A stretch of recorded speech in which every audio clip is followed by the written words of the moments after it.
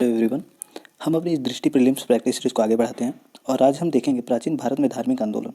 इसमें महत्वपूर्ण एमसीक्यू हैं जो हमारे एग्जाम में प्रत्यक्ष अप्रत्यक्ष रूप से पूछे जा सकते हैं।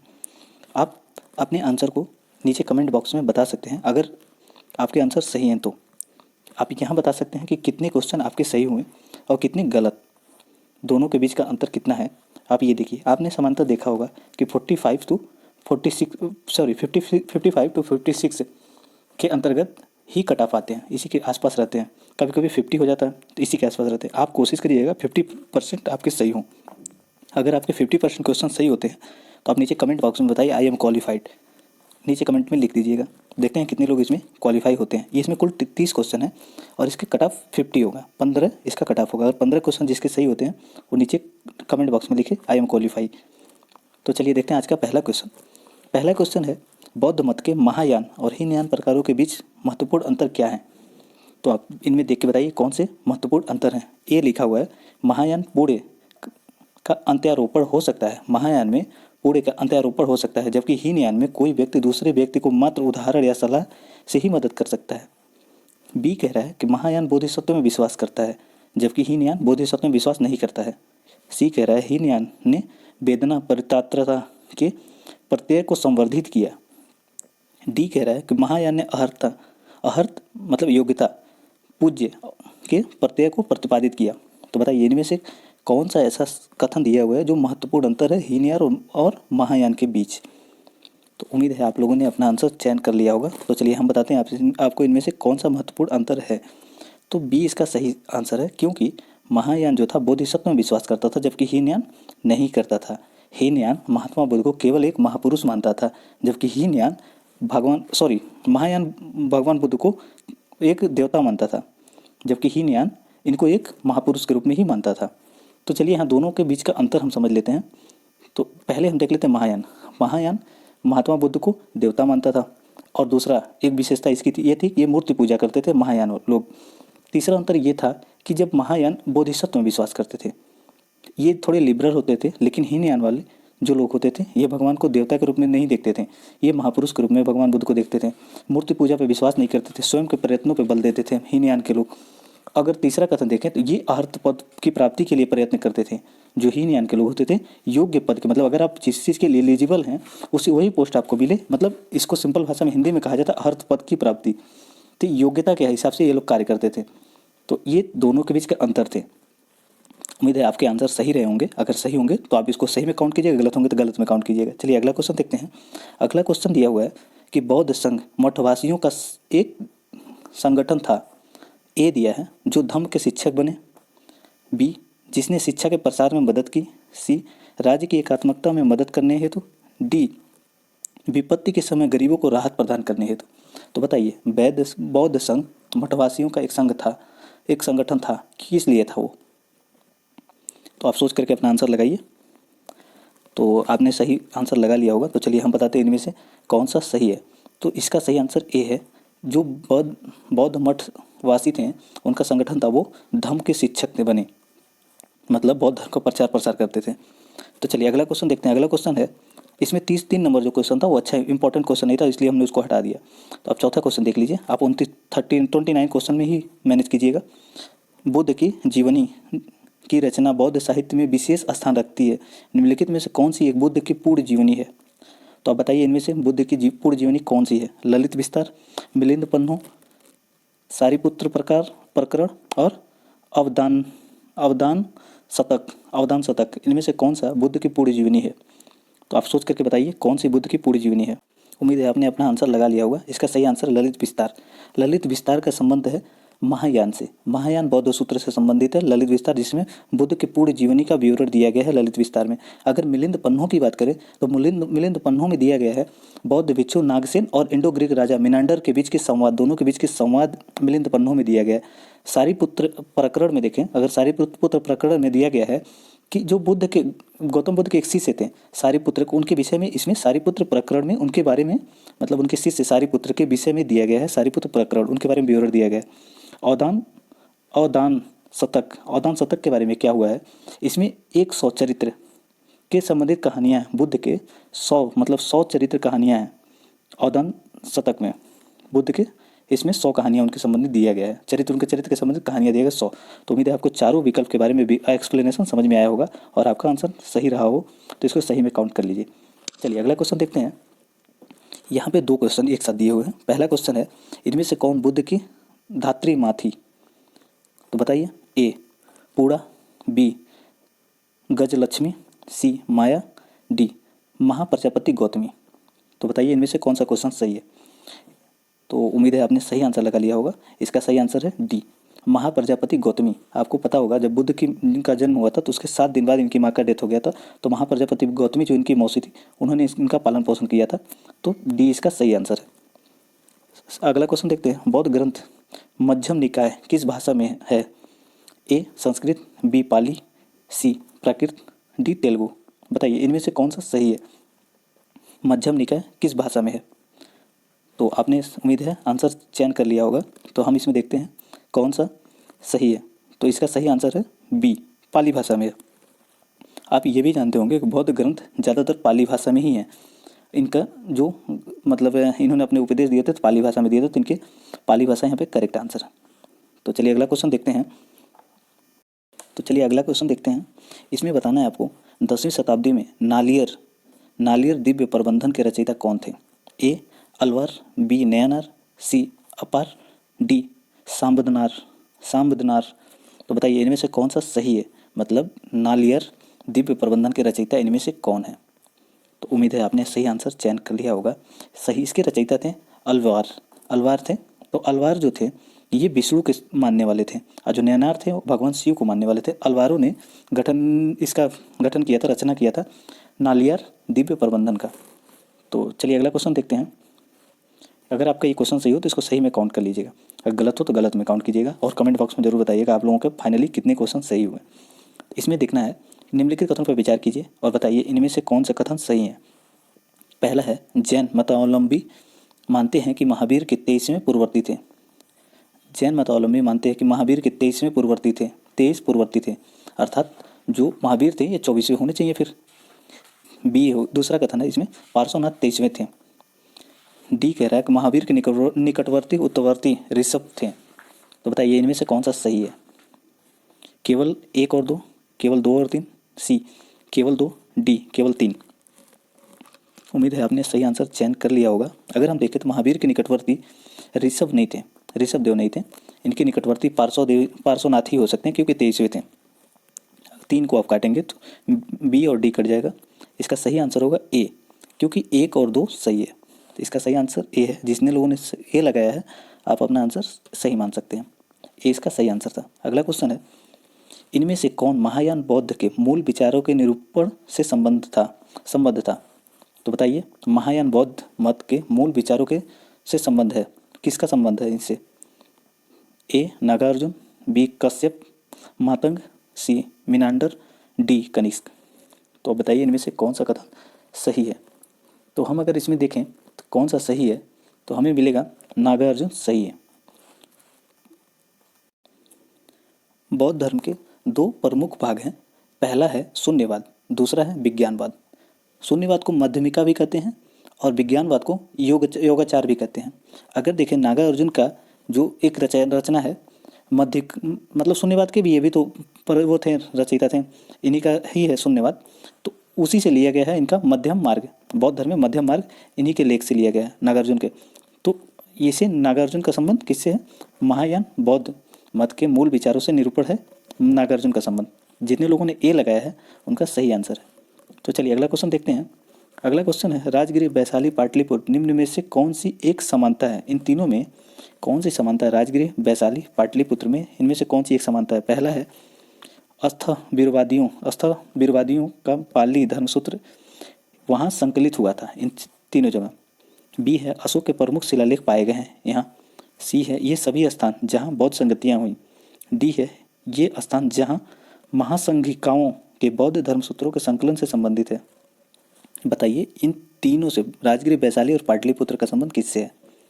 तो आपने आंसर सही चूज किया होगा। सही आंसर है इसका सी।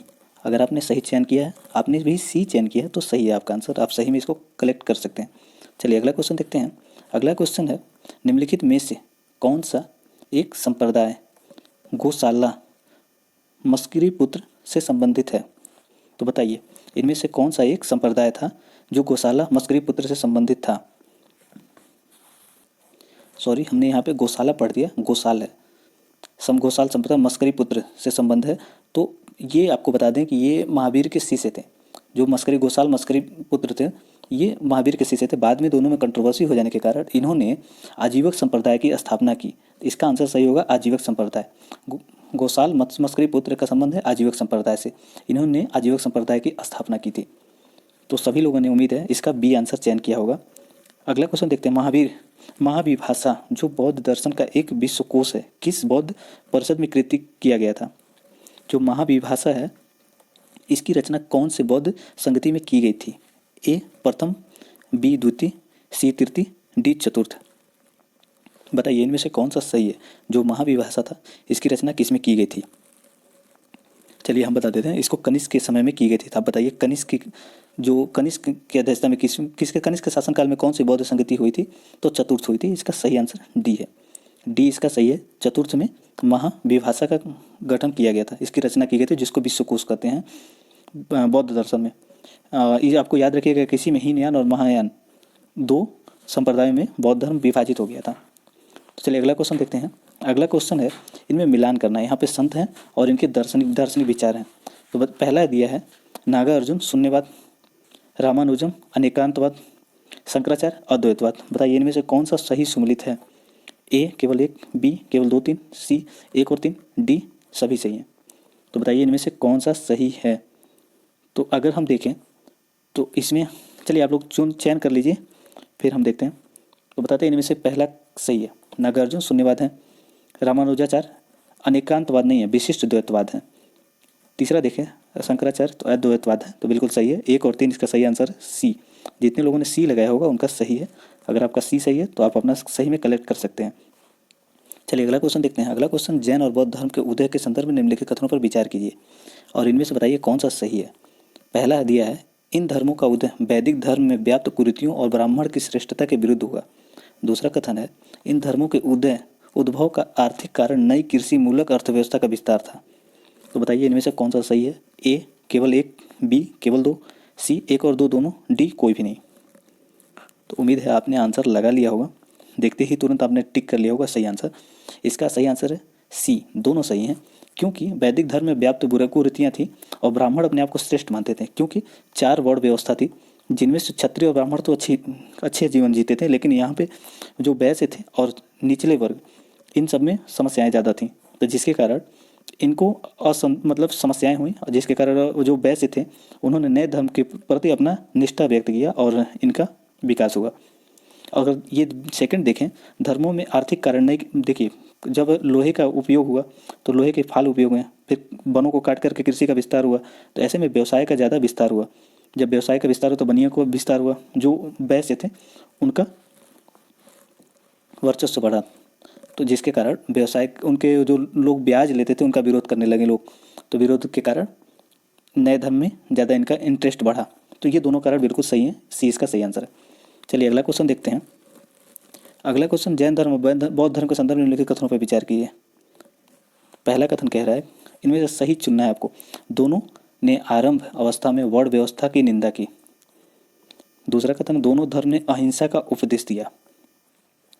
दोनों धर्म सरल संयमित जीवन के पक्षधर थे। तो बताइए इनमें से कौन सा कथन सही है। केवल 1 और 2, केवल 2, केवल 1 और 3 या सभी। तो हम इसमें देखें तो आंसर सही मिलेगा डी, क्योंकि सभी सही हैं। क्योंकि दोनों ने विरोध किया था वर्ण व्यवस्था का, दोनों अहिंसा के पक्षधर थे। अगर बताइए हिंसा होगी तो फिर व्यवसाय कैसे होगा, व्यवसाय नहीं होगा, इससे वैश्य को नुकसान होगा। इसलिए वैश्य इनके पक्ष में थे और क्योंकि ये लोग अहिंसा का समर्थन करते थे। जब हिंसा नहीं होगा, हिंसा ही नहीं होगा तो फिर किसी तरह का कंट्रोवर्सी नहीं होगा, फिर आर्थिक विकास तेजी से होगा। तीसरा देखिए दोनों धर्म सरल संयमित जीवन के पक्षधर थे। तो ये भी बिल्कुल सही है। इसका सही आंसर डी है। अगर आपने डी लगाया तो आपका आंसर सही है। चलिए अगला क्वेश्चन देखते हैं। जैन धर्म के संदर्भ में निम्नलिखित कथनों पर विचार कीजिए। इनमें से बताइए कौन सा सही है। पहला कह रहा है इस धर्म के सिद्धांत के उपदेष्टा तीर्थंकर कहलाएं। जो जैन धर्म के थे इस धर्म के सिद्धांत के उपदेष्टा तीर्थकर कहलाएं। दूसरा कह रहा है इस धर्म के संस्थापक पार्श्वनाथ माने जाते हैं। तीसरा है वर्धमान महावीर की माता लिच्छवी नरेश चेतक की बहन थी। बताइए इनमें से कौन सा कथन सही है। उम्मीद है आप लोग में से सभी लोगों ने एक कथन को देख करके अपने आंसर पे पहुंच गए होंगे, वो है इस धर्म के संस्थापक पार्श्वनाथ कहलाएं। बताइए पार्श्वनाथ थे या फिर ऋषभदेव थे। आपने जैसे ही इसको काटा होगा आप ए को भी काट लिए होंगे, बी को भी काट लिए होंगे, डी को भी काट लिए होंगे। आपका सही आंसर सी मिल चुका होगा। तो उम्मीद है आप सभी लोगों ने इसका सही आंसर सी चूज किया होगा, क्योंकि ऋषभदेव थे। पार्श्वनाथ 23वें शिष्य इनके गुरु वो थे, ये 23वें तीर्थकर थे पार्श्वनाथ। 24वें कौन थे आप कमेंट बॉक्स में बताइए। इसका सही आंसर था सी। सी इसका सही आंसर, क्योंकि दूसरा गलत था। आप एग्जाम में भी ये ट्रिक अपना सकते हैं कि आप एक के द्वारा एलिमिनेट करिए कौन कौन सा नहीं हो सकता, उसके द्वारा आप सही आंसर पे जा सकते हैं। या फिर 50-50 का गेम हो सकता है, तो उसको भी आप अप्लाई कर लीजिए। सॉल्व मतलब हल करने का प्रयास करिए, अटेम्प्ट करने का। अगर कम करेंगे तो भी फेल होंगे, ज़्यादा करेंगे तो भी फेल होंगे। तो क्यों ना छोड़ें, छोड़ के फेल होने से फिर बढ़िया है कि ट्राई करके फेल होना। चलिए अगला क्वेश्चन देखते हैं। अगला क्वेश्चन है निम्नलिखित में से कौन सा कथन असत्य है। पहला है कैवल्य द्वारा सुख दुख पर विजय प्राप्त करने के कारण महावीर जिन और उनके अनुयायी जैन कहलाएं। बी कह रहा है महावीर ने जैन धर्म में 5 व्रतों में 5वां व्रत ब्रह्मचर्य जोड़ा। सी कह रहा है जैन धर्म में पुनर्जन्म को स्वीकार नहीं किया गया है। डी कह रहा है जैन अनुयायियों के संघ में स्त्री और पुरुष दोनों को स्थान मिला। आप बताइए इनमें से कौन सा एक असत्य है। उम्मीद है आप सभी लोगों ने अपना आंसर सही चयन कर लिया होगा। तो इसमें सही आंसर होगा एक ही, और वो है सी, क्योंकि जैन धर्म में पुनर्जन्म को स्वीकार किया गया था। पुनर्जन्म को बौद्ध और जैन दोनों ने स्वीकार किया था, और ईश्वर की सत्ता को अस्वीकार किया था। दोनों ने माना था कि ईश्वर नहीं है। तो इसमें सही आंसर है सी। अगर देखें यहाँ पे स्त्री और पुरुष दोनों को स्थान दिया मिला तो बिल्कुल सही है। 5वां व्रत ब्रह्मचर्य यहाँ पे महावीर ने जोड़ा था, ये भी बिल्कुल सही है। तो सारे क्वेश्चन सही थे, बस केवल सी गलत था, क्योंकि यहाँ पे नहीं शब्द लिखा हुआ था, जो कि गलत है। इन्होंने स्वीकार किया था पुनर्जन्म को। तो सभी लोगों ने उम्मीद है सही सी चयन किया होगा। अगर जिन्होंने नहीं किया वो अपने गलत में कलेक्ट करेंगे इसको, जिन्होंने किया है वो सही में करेंगे। चलिए अगला क्वेश्चन 20वां क्वेश्चन देखते हैं। निम्नलिखित में से कौन सा जैन धर्म का त्रिरत्न माना जाता है। तो बताइए इनमें से कौन सा जैन धर्म का त्रिरत्न है। बुद्ध धम्म संघ है, या अमृता औचर्य और अपरिग्रह है, या फिर सम्यक ज्ञान सम्यक ध्यान सम्यक आचरण, डी कैवल्य जिन तीर्थकर। तो बताइए इनमें से कौन सा सही है। आप अपना चयन करिए, फिर मैं बताता हूँ आपको, एक्सप्लेन करता हूँ इसको कौन सा सही आंसर है। तो इसका सही आंसर है सी। अगर पूछें जैन धर्म के अलावा बौद्ध धर्म का त्रिरत्न कौन सा है, बौद्ध धम्म संघ ए है, लेकिन यहाँ पे पूछा है जैन धर्म का, तो जैन धर्म का सी सही है। सम्यक ज्ञान सम्यक ध्यान सम्यक आचरण, सी इसका सही आंसर है। जिन्होंने सी लगाया है उनका सही है, वो अपना सही में कलेक्ट कर सकते हैं। अगला क्वेश्चन देखते हैं। निम्नलिखित नगरों में से किस एक नगर का संबंध महावीर से नहीं है। तो बताइए इनमें से कौन सा नगर का संबंध महावीर से नहीं है। वैशाली, बी दिया है लुम्बिनी, सी दिया है चंपा, डी दिया है पावापुरी। तो बताइए इनमें से किनका संबंध महावीर से के जीवन काल से नहीं है। तो उम्मीद है सभी लोगों ने इसका क्वेश्चन को सही किया होगा, क्योंकि लुम्बिनी का संबंध महात्मा बुद्ध से है, न कि महावीर से। ये तो गलत हो गया। अगर देखें वैशाली तो इनका जन्म यहीं पर हुआ था। चंपा में देखें तो इन्होंने पहला उपदेश अपना दिया था यहाँ पे। पावापुरी में इनका मतलब इनकी मृत्यु हुई थी पावापुरी में। तो सभी क्वेश्चन आप सभी यहाँ पे एक्सप्लेनेशन समझ लिए आप लोगों ने। चलिए अगला क्वेश्चन देखते हैं। जैन धर्म के संबंध में निम्नलिखित कथनों पर विचार कीजिए। तो बताइए इनमें से कौन सा सही है। ए दिया है इसके प्रमुख उपदेशकों को संकलित करने के लिए पाटलिपुत्र में एक परिषद का आयोजन किया गया। बी दिया है दूसरा कथन है इसमें धर्मोपदेशों के लिए प्राकृत भाषा और धार्मिक ग्रंथों अर्धमगधी में लिखे गए। तीसरा कथन है इस धर्म में मूर्ति पूजा नहीं की जाती थी। आप बताइए इनमें से कौन सा कथन सही है। उम्मीद है आपने सही चयन कर लिया होगा। तो पहले हम देख लेते हैं विकल्प कौन कौन से हैं। केवल 1 2, बी केवल 2, सी 1 और 3, डी सभी। तो बताइए इनमें से कौन सा सही है। अगर हम देखें इसमें केवल तीसरा कथन, तो इसमें मूर्ति पूजा नहीं की जाती थी, जो कि गलत है। बौद्ध धर्म में भगवान बुद्ध ने मूर्ति पूजा का विरोध किया था, लेकिन उनका सबसे पहले मूर्ति पूजा शुरू हुई था। उसी तरह से जैन धर्म में भी मूर्ति पूजा का विरोध किया गया था, लेकिन इसमें भी मूर्ति पूजा का आगे चल के प्रचलन बढ़ गया। तो तीसरा गलत है। तीसरा काटेंगे तो हम डी कट जाएगा और सी कट जाएगा। अब देखते हैं इनमें से कौन सा गलत है। तो यहाँ देखें कि धर्म उपदेशों के लिए प्राकृत भाषा और धार्मिक ग्रंथों के लिए अर्धमगधी में लिखे गए, ये बिल्कुल सही है। बाद में संस्कृत का उपयोग होने लगा था, तो वो भी सही है। अगर पहला कथन देखें तो इसके प्रमुख उपदेशकों को संकलित करने के लिए पाटलिपुत्र में एक परिषद का आयोजन किया गया था, तो बिल्कुल सही है। इसका सही आंसर होगा 1 और 2। 1 और 2 ए में दिया हुआ है, तो इसका ए आंसर सही है। जिन्होंने ए लगाया उनका सही है। चलिए अगला क्वेश्चन देखते हैं। जैन धर्म के संदर्भ में निम्नलिखित में से कौन सा कथन असत्य है? तो बताइए इनमें से कौन सा कथन असत्य है जैन धर्म के संबंध में? 5वीं सदी में कर्नाटक में स्थापित जैन मठ बसदी कहलाते थे। बी दिया है देवताओं का अस्तित्व स्वीकार नहीं किया गया। सी दिया है जैन धर्म में कृषि और युद्ध दोनों वर्जित थे। डी दिया है चंद्रगुप्त मौर्य ने जीवन के अंतिम वर्षों में जैन धर्म अपनाकर कर्नाटक में जैन धर्म का प्रचार प्रसार किया। तो बताइए इनमें से कौन सा कथन असत्य है? उम्मीद है सभी लोगों ने इस क्वेश्चन को अटेम्प्ट किया होगा और सही आंसर चयन किया होगा। अगर हम देखें तो इनमें एक जगह आप इनमें पा सकते हैं जो कि गलत है। देवताओं का अस्तित्व अस्वीकार किया गया था, ये चीज़ गलत है। यहाँ पे देवताओं के अस्तित्व को अस्वीकार नहीं किया गया था, इनको जिन के नीचे माना गया था, न कि अस्वीकार किया गया था। तो इसका सही आंसर होगा बी। बाकी सभी का सेंटेंस इसमें सही है, तो आप समझ लीजिएगा, इनको पढ़ लीजिएगा, पढ़ना हो तो। वैसे हमने एक्सप्लेन कर दिया है। अगला क्वेश्चन है महात्मा बुद्ध के संदर्भ में निम्नलिखित कथनों पर विचार कीजिए। इनमें से कौन सा सही है बताइए?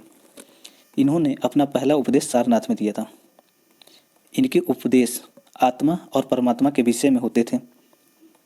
इन्होंने दुख की निवृत्ति के लिए अष्टांगिक मार्ग को जरूरी बताया। तो बताइए कौन सा इसमें सही है? केवल 1 और 2, केवल 2, केवल 1 और 3, केवल 1, 2, 3, मतलब सभी। तो आप अपना आंसर चयन करिए। उम्मीद है सभी ने चयन कर लिया होगा अपने आंसर का। तो हम देखते हैं। तो पहला कथन कह रहा है कि इन्होंने अपना पहला उपदेश सारनाथ में दिया था, तो बिल्कुल सही है। दूसरा देखिए तो इन्होंने अपना इनके उपदेश जो थे आत्मा और परमात्मा के विषय में थे, तो ये बिल्कुल गलत है। ये आत्मा और परमात्मा के मतलब संबंध में ये अपने विषय कोई भी उपदेश नहीं देते थे।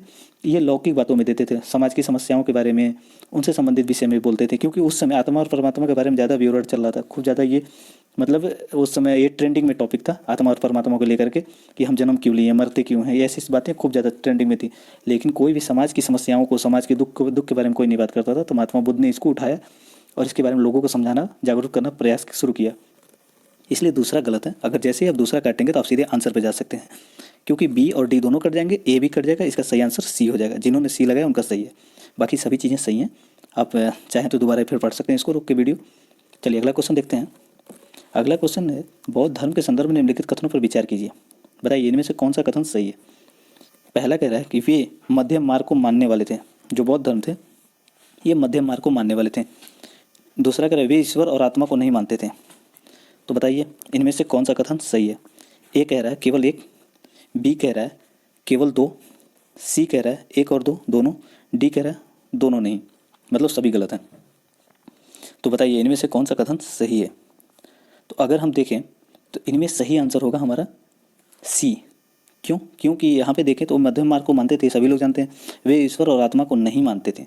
जो बौद्ध धर्म में है, धर्म के लोग थे, वो लोग ईश्वर और आत्मा को नहीं मानते थे, क्योंकि वो ज़्यादातर समाज की समस्याओं के बारे में विवरण देते थे, लोगों के दुख को दूर करने के लिए कार्य करते थे, न कि ईश्वर और आत्मा के बारे में इनमें फंसते थे। जिसके हमने पहले क्वेश्चन में देख लिया कि वो आत्मा और परमात्मा के बारे में कोई विवरण नहीं देते थे। वो समाज की लौकिक समस्याओं के बारे में बातें करते थे कि दुख है तो दुख का कारण क्यों है, उसका निवारण कैसे हो सकता है, ऐसी बातों पर बात करते थे, न कि समाज की आत्मा परमात्मा के बारे में नहीं डिस्कस करते थे। तो दूसरा गलत है। दूसरा भी सही है। मतलब यहाँ पर पूछा है कि आत्मा परमात्मा को नहीं मानते थे, तो बिल्कुल सही है। 1 और 2 दोनों सही है। इसका सही आंसर सी है। जिन्होंने सी लगाया उनका सही है। चलिए अगला क्वेश्चन देखते हैं। अगर इन किसी को भी कोई मतलब समस्या हो तो आप सीधे कमेंट में बताइए कि इस क्वेश्चन को लेकर हमें कंट्रोल मतलब समस्याएं हैं, ताकि आपकी समस्या का समाधान हो सके। बौद्ध धर्म में हास्य के संदर्भ में निम्नलिखित कथनों पर विचार कीजिए। पहला है बताइए इनमें से बौद्ध धर्म का हास्य क्यों हुआ था? पहला कथन है ब्राह्मणों ने अपने धर्म में व्याप्त कुरीतियों को सुधारा। दूसरा है समय के साथ बौद्ध भिक्षु जनजीवन की मुख्य धारा से कटकर राजाश्रित हो गए, मतलब राजाओं के ऊपर आश्रित हो गए। तो बताइए इनमें से कौन सा सही है? बौद्ध धर्म के मतलब नष्ट होने के, मतलब उसके विलुप्त होने के कारण कौन कौन से थे? ए केवल 1, बी केवल 2, सी दोनों, डी कोई भी नहीं। तो देखिए समय के साथ जो ब्राह्मण धर्म था उन्होंने अपने आप को सुधारा, ये बिल्कुल सही है। दूसरा देखें तो जो बौद्ध भिक्षु थे वो धीरे धीरे राजाओं के प्रति आकर्षित होने लगे, उनके पर आश्रित हो गए, जिस और इसके साथ साथ स्त्रियों का प्रवेश हो गया उससे भी कुछ समस्याएं उत्पन्न होने लगी। राजाओं के ज़्यादा से ज़्यादा ये लोग लगे उनसे दान लेने, तो जिसके कारण इन पे मतलब चोरों के और अन्य लोगों का इनके जो होते थे बिहार, उन पे हमला होने लगे, जिसके कारण बौद्ध धर्म धीरे धीरे विलुप्त हो गया। तो इनमें दोनों कथन सही हैं, इसका सही आंसर सी है। जिन्होंने भी सी लगाया है उनका सही आंसर है। चलिए अगला क्वेश्चन देखते हैं। अगला क्वेश्चन, उत्तर वैदिक काल में द्विज किस संदर्भ में प्रयुक्त होता था? ए यज्ञ, बी उच्च वर्ग, सी सिक्के के लिए, डी कबीले के लिए। तो बताइए द्विज का संबंध उत्तर वैदिक काल में किससे किसके लिए प्रयुक्त होता था? उत्तर उच्च वर्ग के लिए, या फिर कबीले के लिए, या यज्ञ के लिए, या सिक्के के लिए? उम्मीद है आपने सही आंसर चयन कर लिया होगा। इसका सही आंसर होगा बी उच्च वर्ग के लिए। चलिए अगला क्वेश्चन देखते हैं। भारत में निम्नलिखित में से आने का सही कालक्रम क्या है? सबसे पहले इनमें से कौन सा आया था, उसको सीक्वेंस में अरेंज कीजिए। ए कह रहा है कि लोहा पहले आया, उसके बाद नगरी संस्कृति आई, फिर पंचमार्क, फिर सोने के सिक्के आए। बी कह रहा है नगर संस्कृत पहले आया, फिर पंचमार्क आए, फिर सोने के सिक्के आए, फिर लोहे के हल आए। सी कह रहा है नगरी संस्कृत पहले आई, फिर लोहे आए, फिर पंचमार्क आए, फिर सोने के सिक्के आए। डी कह रहा है पंचमार्क पहले आए, नगर के बाद में आए, नगरी संस्कृत बाद में आए, सोने के सिक्के उसके बाद आए, फिर लोहे का प्रयोग हुआ। तो बताइए इनमें से कौन सा सही है? तो आप एक चीज़ से एलिमिनेट कर सकते हो, हड़प्पा सभ्यता को ध्यान में रखें। अगर हड़प्पा सभ्यता को आप ध्यान में रखते हैं तो ए भी काट सकते हैं, डी भी कट जाएगा। दूसरा, आप याद रखिए कि लोहे का उपयोग कब हुआ था? 6वीं शताब्दी में। यहाँ पे ये कह रहा है वो लोहे का उपयोग लास्ट में, तो सोने का उपयोग कब हुआ था? क्या लोहे का प्रयोग पहले हुआ था? तो आप बी को भी काट सकते हैं, क्योंकि लोहे का प्रयोग पहले हुआ था, फिर उसके बाद सोने का उपयोग हुआ था। तो इसका सही आंसर होगा सी। पहले नगरी संस्कृत का साक्ष्य मिला था, फिर लोहे का हल का उपयोग हुआ था, फिर पंचमार्क, फिर सोने के सिक्के। तो इसका आंसर सही सी है। जिन्होंने भी सी लगाया है उनका सही आंसर है। या नगरी संस्कृत का संबंध हड़प्पा सभ्यता से ले सकते हैं आप। लोहे का प्रयोग हम ले सकते हैं कि वैदिक काल में, वैदिक काल में कांसे के बाद आए ये, कांसे के बाद आए लोहे का उपयोग हुआ। पंचमार्क 6वीं शताब्दी में हुआ। और सोने के सिक्के, सोने के सिक्के जो था हिंद यवन शासकों ने चलाया था। सबसे पहले भारत में सोने के सिक्के हिंद यवन शासकों ने चलाया था। तो इसका सही आंसर सी है। आप लोगों को एक्सप्लेनेशन समझ में आया तो आप लाइक कर सकते हैं। अगला क्वेश्चन है, निम्नलिखित में से सेठी शब्द किस वर्ण के लिए प्रयुक्त होता था? तो बताइए सेठी शब्द किस वर्ण के लिए प्रयोग होता था? 4 वर्णों में से किस वर्ण के लिए प्रयोग होता था सेठी शब्द? ए क्षत्रिय के लिए, बी वैश्य के लिए, डी सी ब्राह्मण के लिए, डी शूद्रों के लिए। आप अपना आंसर चयन करिए, आपका कौन सा आंसर इसमें सही है। तो इसमें अगर हम देखें तो बी सही है। वैश्यों के लिए प्रयोग होता था सेठी शब्द, व्यापारियों के लिए प्रयोग होता था सेठी। अगला क्वेश्चन और लास्ट क्वेश्चन है इस सीरीज का। जैन धर्म और बौद्ध धर्म के समान धार्मिक विश्वासों के संदर्भ में निम्नलिखित में से कौन सा कथन सही है? दोनों धर्म अहिंसा के सिद्धांत में विश्वास करते थे। दूसरा कथन कह रहा है कि दोनों धर्म सरल, शुद्ध और संयम जीवन के पक्षधर थे। तीसरा कथन कह रहा है दोनों धर्म मध्यम मार्ग को समान रूप से मानते थे। तो बताइए इनमें से कौन सा कथन सही है? ए कह रहा है कि 1 और 3 दोनों सही, 3 सही हैं। बी कह रहा है केवल 1 सही है। सी कह रहा है 1 और 2 सही है। डी कह रहा है कि तीनों कथन सही है, मतलब 1, 2, 3 सभी सही हैं। तो आप अपना आंसर चयन करिए। इसका फिर हम एक्सप्लेन करते हैं कि कौन सा कथन इसमें से सही है। उम्मीद है आपने अपना आंसर चयन कर लिया होगा। तो हम इसको एक्सप्लेन करते हैं कौन सा इसमें से सही है। अगर देखें तीसरे में, तो तीसरे में थोड़ी सी गड़बड़ी है। मध्यम मार्ग को समान रूप से मानते थे, ये बिल्कुल गलत है, क्योंकि जैन धर्म मध्यम मार्ग को बिल्कुल भी नहीं मानता था, क्योंकि ये कृषि, पशु हत्या, इन सब पर प्रतिबंध लगाता था। अगर मध्यम मार्ग मानता तो ये कहता है कि खेती कर सकते हैं थोड़े से जीवों को बचाते बचाते। ऐसी बातें नहीं करता था जैन धर्म। तो ये कैसे हम कह सकते हैं कि दोनों मध्यम मार्ग को मानते थे? अगर आप जैसे ही 3 काटते हैं तो आपको ए और डी कट जाता है। पहले 2 देखें तो सरल और शुद्ध एवं संयमित जीवन के पक्षधर थे, तो ये बिल्कुल सही है। अहिंसा के सिद्धांत में विश्वास करते थे, ये भी बिल्कुल सही है। तो 1 और 2 जिसमें है वो सही है। सी में सही है, 1 और 2 है, तो ये सी सही आंसर है। जिन्होंने भी सी लगाया है उनका सही आंसर है। तो ये सीरीज देखने के लिए धन्यवाद। अगला इसका पार्ट आएगा, उसमें हम देखेंगे, उसमें 35 क्वेश्चन होंगे और उसमें हम लोग प्रैक्टिस करेंगे आगे। जितने भी आपके क्वेश्चन सही हैं आप नीचे कमेंट बॉक्स में बताइए। आप क्वालिफाई हैं तो लिखिए आई एम क्वालिफाइड, अगर नहीं है तो लिखिए I am not qualify, I will try in next test series. तो चलिए इसके लिए आज के लिए बस धन्यवाद।